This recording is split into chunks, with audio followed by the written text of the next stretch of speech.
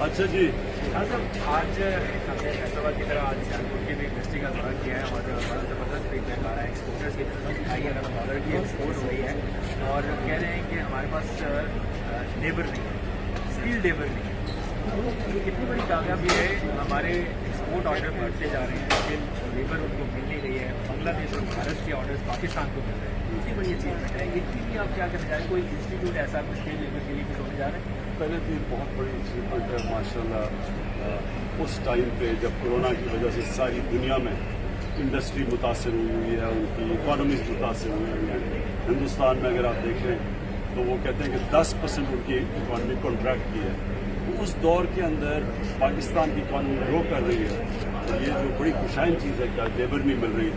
فیصل آباد میں بھی اور اب سیالکوٹ کے اندر جو ہمارا ملک کا بہت بڑا مسئلہ بے روزگاری ہے، تو لیبر کو ایک روزگار مل رہا ہے. اور انشاءاللہ کنسٹرکشن کی وجہ سے بھی جو کنسٹرکشن اب ہمارا اٹھ رہا ہے، سیمنٹ کی ریکارڈ حیثیت ہو رہی ہیں.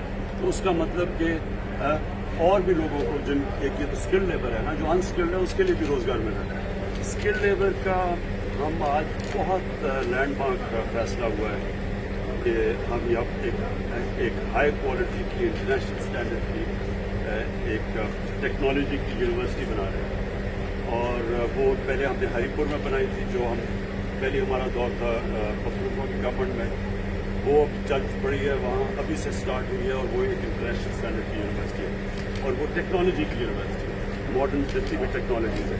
اسی طرح یہاں بھی اب ہم سیٹ اپ کرنے لگے ہیں. یہ جو آج اناؤنس ہم نے کیا، گراؤنڈ بریکنگ کر دی ہے.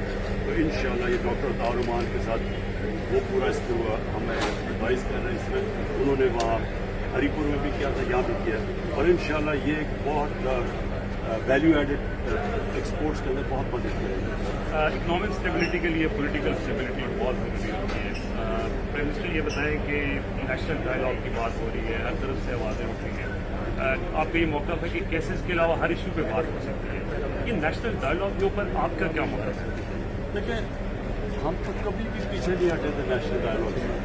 بیسٹ جگہ تو پارلیمنٹ ہے. تو مجھے تو پہلے دن میں نے تو کہا تھا میں کوشچن ٹائپ کرنے کے لیے تیار ہوں، جو مرضی آ کے میں سے سوال پوچھا. ہمارا انٹریکشن ہونا چاہیے، ہماری جمہوریت چلے گی تب جب ڈبیٹس اچھی ہو. نیشنل ڈائلاگ کا مطلب ڈبیٹ ہی.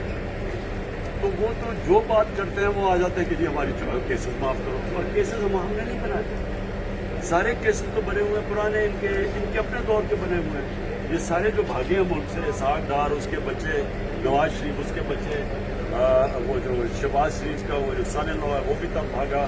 صرف سلمان شہباز ہمارے زمانے میں بھاگا. عابد شیر علی پہلے کا بھاگا ہوا ہے. تو جنہوں نے چوری کی ہوئی ہے وہ تو پہلے سے اپنے کیسز کی وجہ سے بھاگ گئے تھے.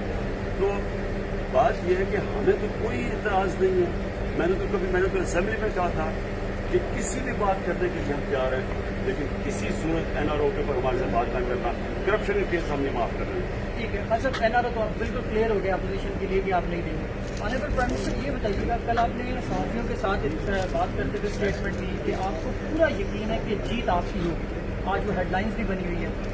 قوم یہ جاننا چاہتی ہے کہ وہ جیت آپ جن محاذوں پر لڑ رہے ہیں ان پر آپ کو یقین ہے جیت ہوگی، یا اگر دوبارہ انتخابات ہو جاتے ہیں تو کیا آپ کو یقین ہے کہ دوبارہ جیت آپ کی ہوگی؟ دیکھیں، سب سے پہلی جیت تو یہ تھی کہ ایک ملک جو بینکرپٹ تھا، ریکارڈ خسارے تھے سارے، اس میں تو کوئی شک نہیں کر سکتا نا کہ ہمارا جو فسکل ڈیفیسٹ تھا وہ پاکستان کی تاریخ میں سب سے بڑا تھا. جو کرنٹ اکاؤنٹ ڈیفیسٹ تھا وہ سب سے بڑا تھا. ٹریڈ ڈیفیسٹ وہ سب سے بڑا تھا.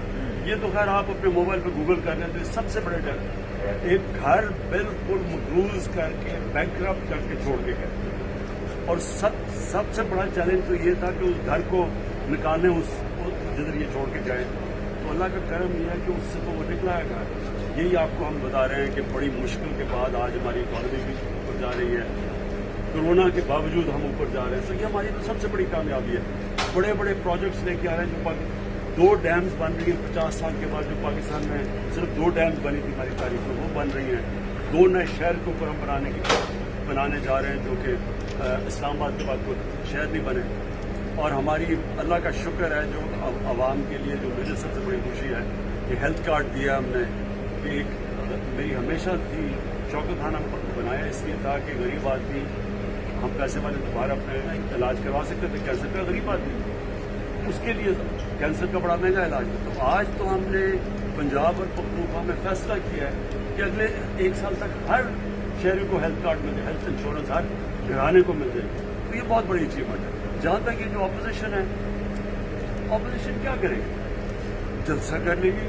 ہمارے سے بڑے تو جلسے نہیں کر سکتے. یہ 11 مل کے اور بھی 11 مل جائے تو تب بھی آدھے نہیں جلسے کر سکتے ہم نے کیے.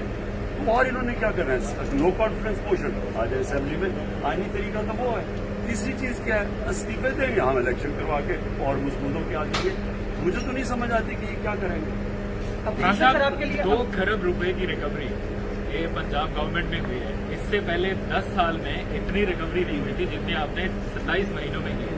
یہ آپ کے سی ایم صاحب کا بڑا زبردست کارنامہ ہے. اس کو اتنا زیادہ ہائی لائٹ ہونا چاہیے. اصل میں پرابلم یہ ہے کہ ہمارے سی ایم کا سب سے جو ان کی کمزوری ہے نا کہ یہ اپنی اچھائیوں کو سامنے نہیں لے کے آتے. یہ اچھے کام بھی کرتے ہیں, وہ کسی کو پتہ ہی نہیں چلتا.